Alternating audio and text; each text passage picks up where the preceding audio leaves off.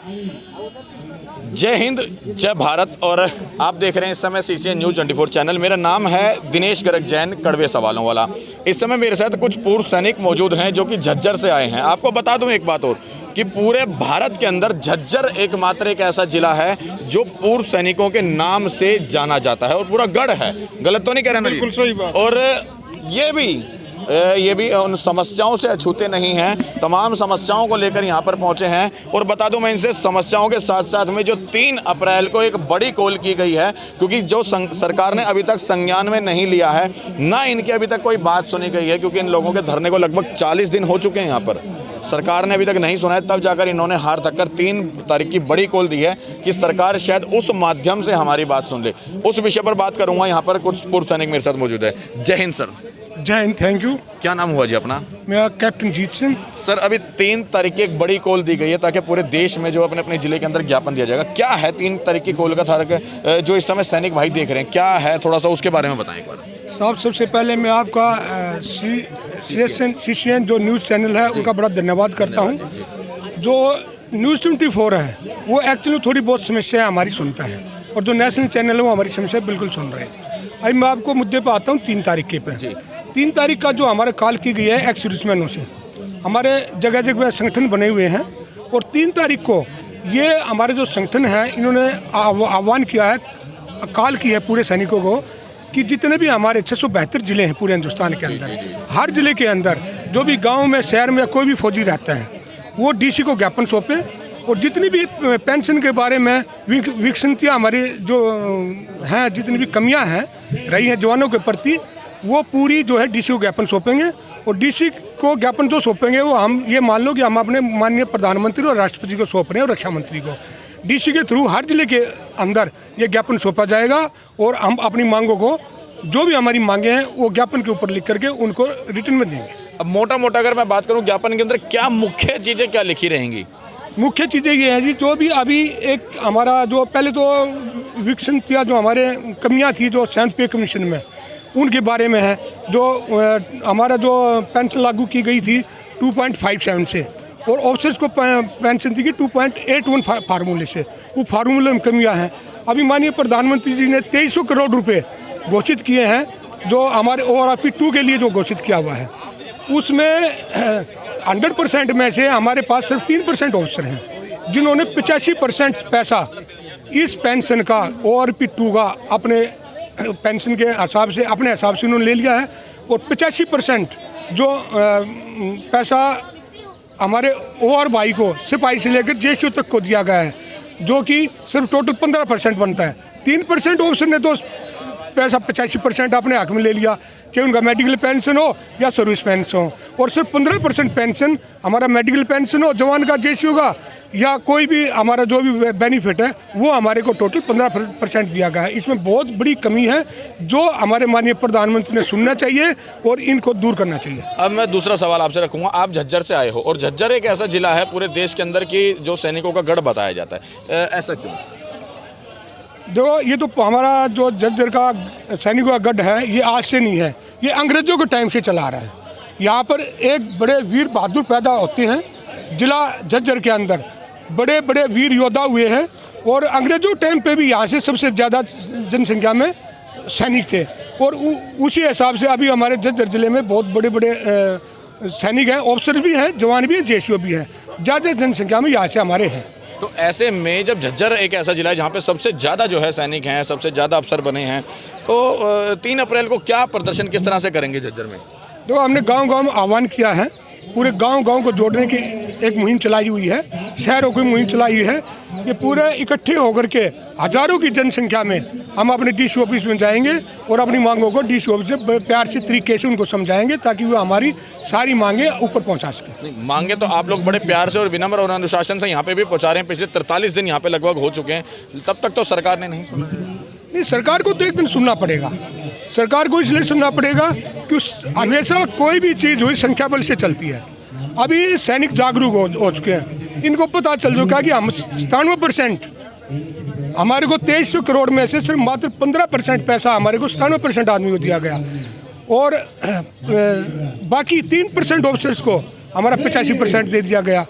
या वो जो सरकार से मिले जुले हुए हैं, क्योंकि हम तो मीटिंग में जाते नहीं है। सरकार हमेशा बड़े अफसरों को मीटिंग में बुलाती है, जवान जैसे उसको मीटिंग में बुलाती नहीं, जो उनको हम आराम से समझा सकें। अगर सरकार प्यार से नहीं मानी तो फिर प्रजातंत्र में तो एक वोट का तरीका है। जब टाइम आएगा, जब हम प्रधानमंत्री को बता देंगे, जब आपने रेवाड़ी रैली में फौजियों को आह्वान किया था, बुलाया था, तकरीबन 6.5 लाख फौजी आपके बुलावे पर आए थे। वही 6.5 लाख फौजी आपके अगेंस्ट भी जाएंगे अगर इन फौजियों की नहीं सुनी तो। ये हमारा पक्का इरादा बन चुका है, और तो हमारे पास कोई चारा ही नहीं है। हम सरकार से लड़ नहीं सकते, हम डिसिप्लिन सोल्जर हैं, डिसिप्लिन के खिलाफ हम जा नहीं सकते, कोई भी गलत काम हम कर नहीं सकते, देश को ऐसा हम भाषण दे नहीं सकते जो जिससे देश भड़के। हम सिर्फ अपनी मांगों को लेकर के एक ही तरीका बचता है, लास्ट में वोट का तरीका। मानते हो तो ठीक है, हमें सरकार से कोई दुश्मनी नहीं है, हमारी मांगों से हमें अपने प्यार है, हमारी मांगों को पूरा कर दिए। हमें सरकार से कोई दुश्मनी, हमारी जिस दिन मांग मान जाएगी, हमारा सरकार का कोई झगड़ा नहीं है। झगड़ा सिर्फ ये है कि हमारे साथ विश्वासघात क्यों किया गया, हमारे को इससे दूर करो। क्या नाम हुआ जी अपना? अपना नाम देवेंद्र सिंह है। देवेंद्र जी, झज्जर से आए हैं आप भी? हाँ जी, बिल्कुल झज्जर से आए हैं। क्या बताएंगे, पूरा झज्जर एक ऐसा गढ़ है कि जो पूरा एक ऐसा जिला है जहाँ पर सैनिकों का गढ़ बताया जाता है उसको। 3 अप्रैल की बड़ी कॉल है, क्या बताएंगे? देखो ऐसा है कि 3 अप्रैल के लिए तो जो कप्तान साहब ने आपको बताया है ये बिल्कुल सही है, और बाकी थोड़ा बहुत कम भी हो जाएगा तो उसमें हम गाँव में फिर जाएंगे। बाकी तो सभी को मालूम हो गया है, सैनिकों को, उनके बच्चे भी सैनिक हैं, यहाँ भूतपूर्व सैनिक जितने भी हैं उनके पोता पोती भी सैनिक हैं, उनके जो पोता पोती या बेटे हैं वो खिलाड़ी भी अच्छे रहे हैं, उन्होंने वर्तमान में मेडल भी लिए हैं। हमारे अभी देखो आप झज्जर से 2-3 मेडल ओलंपिक से आए हैं, वो भी तो हमारे ही बच्चे हैं। तो हमको गलत तो मांग नहीं रहे हैं। अगर इन्होंने जो वादे किए थे रेवाड़ी के अंदर, जब ये वहाँ से चल के आए थे गुजरात से, मोदी जी जब वादे क्या क्या किए थे, ये अपने आप खुद जा करके अपने आप को सोचे तो वो इन्होंने पूरा कर देना चाहिए आज तक। अगर ये नहीं मानेंगे तो वही एक इलाज है भाई, हम अपने घर, ये अपने घर, सीधा ये इलाज होगा। अच्छा, अभी एक चीज़ और बताओ, आप पूर्व सैनिक हैं और सेना में भी रहे थे, किस तरह से आप लोगों का शोषण, बड़े अफसर क्या शोषण करते हैं आप लोगों का? नहीं, शोषण अफसर तो पहले तो ऐसे थे कि हमारे साथ जो जवान के साथ मिलकर चलते थे वो अफसर थे, लेकिन आज के अफसर जवान के साथ नहीं मिलते हैं, उन्हें अपने पेट भरने से मतलब है। जैसे ये मैं कहीं भी आप मेरे से पूछ सकते हैं, या पार्लियामेंट में भी मेरे को बुला सकते हैं मोदी जी, ऐसी बात नहीं है, वहाँ भी हम यही बात कहेंगे। आज का अफसर और पहले का अफसर रात दिन का अंतर है, और अभी इन्होंने और फूट डाल दी, उनको ज़्यादा देना, जवान को कम देना। अरे भाई, मेहनत तो देश की रखवाली तो जवान ही करता है, अफसर तो गिने चुने होते हैं। क्या मतलब शोषण करते हैं जो अब आप बता रहे हो कि अब जो अफसर हैं वो ज़्यादा शोषण करते हैं, पहले नहीं? क्या शोषण करते हैं? वो यही है ना कि अभी हमारे लिए आवाज़ नहीं उठा रहे। उनको ये नहीं मालूम कि 24 घंटे ड्यूटी जवान ही करता है, बॉर्डर पे मरता भी जवान ही है, हाथ पाँव कटता भी जवान का ही है। अफसर तो गिने चुने होते हैं, 4, 5, 6 पलटन के अंदर 840 की नंबरी होती है एक पलटन की, एक बटालियन की 1300 की भी नंबरी है। तो वो रात दिन बेचारे पहाड़ों में दुश्मन के सामने लड़ते हैं। क्या ये अफसर लड़ते हैं? जो इन्होंने अफसर भी हमारे अंदर जो इन्होंने अभी जो धोखा किया है हमारे साथ, वो क्या किया है कि अफसर को ज़्यादा दे दिया। हमारे जो जेसीओ साहिबान है 28 साल और 32 साल तक नौकरी करके आते हैं, इन्होंने कितनी मेहनत की होगी वहाँ इतनी मेहनत की होगी, कभी कभी तो 2 साल भी बीत गए होंगे उनके बच्चों का, ये नहीं मालूम। भाई चिट्ठी आती थी पहले, अभी तो फ़ोन हो गए, चलो सुविधा हो गई। पहले तो चिट्ठियाँ होती थी, चिट्ठी कभी आई तो आई, नहीं तो 6-6 महीने भी हो जाते थे। इनके बच्चों को ये नहीं मालूम था कि हमारे पापा कौन है, कहाँ हैं। 2-2 साल तक छुट्टियाँ नहीं मिलती थी इस देश की रखवाली के लिए, और आज ये हमारे साथ ऐसा कर रहे हैं। क्यों कर रहे हैं ऐसा? क्या इन्होंने नौकरी नहीं की? अब जेसीओ साहिबान ने नौकरी नहीं की क्या? उन्होंने नौकरी की है, उनको ऐसे ग्राउंड नहीं दिए, नौकरी की है तब ग्राउंड मिले हैं उन्होंने बेचारों ने रात दिन मेहनत की है, देश की रखवाली की है। और आज अफसर लोग क्या करते हैं, भाई अपने को तो मिल गया, वो कहीं जाए। क्या जवान जो बॉर्डर पर आज खड़े हैं उनको मालूम नहीं है कि हमारे माता पिता को जो अभी आज जो न्याय नहीं मिल रहा है, क्या वो ऐसे ही सोचता रहेगा कि मैं देश की रखवाली करूँगा? वो सोचेगा? उसके मन में नहीं आएगी, हमारी आत्मा तंग होगी। हमारी आत्मा में अगर इतना दुख होगा तो उसके मन में नहीं आएगी। और फिर दूसरा कार्रवाई इन्होंने कर दी, अग्निवीर बढ़ाओ 4 साल के लिए। क्या देश के रक्षक क्या सुरक्षित रहेगा? चाणक्य नीति में बोलते हैं जी देश की सेना कुछ मांगती है राजा से तो वो देश सुरक्षित नहीं है। तो हम मोदी जी से ये प्रार्थना करना चाहते हैं, इस देश को सुरक्षित रखना है तो आप इस नीति को बदली करिए और देश की प्रजा को अपना बनाइए और देश की प्रजा का जो हक है वो उसको दीजिए और सेना का है वो भी देश सेना को दीजिए। क्या नाम हुआ सर अपना? मेरा सूबेदार राकेश दलाल। राकेश जी, राकेश जी आपने भी सेना के अंदर रहा है, देश की सेवा की है, लेकिन उसके बावजूद भी आज आप लोगों को 40 दिन हो गए, 42 दिन धरने पे बैठे हैं, मिला क्या? इतने दिन सेवा करने के बाद, देश की सेवा करने के बाद सरकार द्वारा या बड़े अफसरों द्वारा मिला क्या आज? मिलने के ऊपर तो लड़ाई चल रही है। मिलने के अंदर ये जितनी कमियां हैं उन कमियों के लिए यहाँ बैठे हैं 42-43 दिन से, और उनको ये जब तक पूरा नहीं करेंगे तब तक हम यहाँ से हिलने वाले नहीं। ये हमारी आखिरी। आप लोगों के साथ जो भेदभाव हुआ उसको कैसे बताओगे? भेदभाव का तो अभी सभी को पता है, पेंशन में कितना भेदभाव है। जवान गुजर जाता है, एक बॉर्डर के ऊपर, एक मोर्चे के ऊपर है, एक जवान के पैर कट गया, आगे से ब्लास्ट वगैरह आ गया, एक ऑफिसर का भी कट गया। एक ऑफिसर को तो उसको तो पूरी डिसेबिलिटी 100% मिल जाती है, उनको तो 70-80 हज़ार रुपये लाखों मिलते हैं जवान को, एक 17-18 हज़ार रुपये। यार उस पैर कटने में भी इतना मतलब अंतर हो गया। अब उसका कोई आँख में लग गया या शरीर किसी पार्ट में लग गया, वहाँ तो उसमें भी देखो, मौत में भी यही अंतर कर दिया इन्होंने। अब ये देखो ना, एक शर्म की बात है, सब एक सर्दी में बर्फ़ में बैठे हैं जवान, एक ऑफिसर को तो इतना, अगर इसको तो एक इतना ज़्यादा मिलेगा, जवान को इतना कम मिलेगा। क्यों भाई? सर्दी तो सबको बराबर लगती है, वो भी इंसान है, वो भी इंसान है, वो लड़ाई है इधर। और उसको ये जब तक नहीं करेंगे तब तक ये अभी हम चल पड़े हैं, रुकने वाले नहीं हैं। ये भेदभाव सरकार द्वारा है या बड़े अफसर द्वारा है?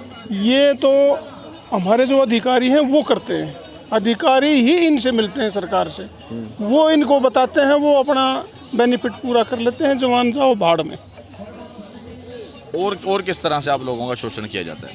बस शोषण तो साहब क्या बताएं, अभी ऐसी बातें हम बताएंगे तो थोड़ा है अच्छा नहीं लगता है, लेकिन फिर भी जैसे हमारी कोई विधवा फैमिली है, विधवा फैमिली की 8-10 हज़ार रुपये, और इनके अधिकारी के जो हमारे हैं उनके 70-80 हज़ार रुपये है।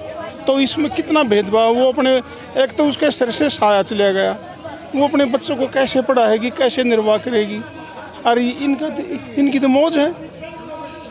एक ही डिपार्टमेंट में, एक हिस्से में, ठीक है ये अधिकारी हैं, इनके मार्गदर्शन से हम काम करते हैं, तो इतना डिफरेंस थोड़ा है भाई। भूख तो आपको भी लगती है, भूख हमारे को भी लगती है। आप 4 रोटी खाते हो तो हम भी 4 खाते हैं, लेकिन ये थोड़ा आपको तो एक ही मिलेगी, हम 4 खाएंगे। कम से कम इतना कर दो भाई, हमारे को 3 दे दो, तुम 4 ले लो। पूरा का पूरा ही सुपड़ा साफ कर दिया, इससे बड़ा और शोषण क्या होगा? अगर तब तक ये अधिकारीगण ऊपर सरकार से अगर ये नहीं बोल रहे हैं तब तक तो होगा ही नहीं। जवान को पूछ नहीं रहे, अधिकारी की मान रहे हैं, अधिकारी ये बोल नहीं रहे, वो अपना हिस्सा अपनी कार्रवाई कर जाते हैं। एक मुझे पता लगा था आप लोगों को सहायक प्रथा के रूप में भी आप लोगों का खूब तरीके से शोषण होता है, ऐसा भी है? बस ये भी मिलीजुली प्रक्रिया है, इसमें होता भी है। बिल्कुल है, ये भी सहायक जैसे वहाँ रखते हैं, जो कि अफसर को प्राइवेट सहायक लागू होता है वो, लेकिन वो फिर भी फौजी आदमी को रखते हैं। क्या करता है फिर वो?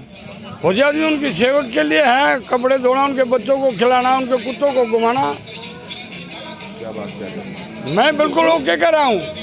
क्या हमने देखा नहीं है क्या? हमारे जाति नहीं देखा? और आपने देखा ये सब?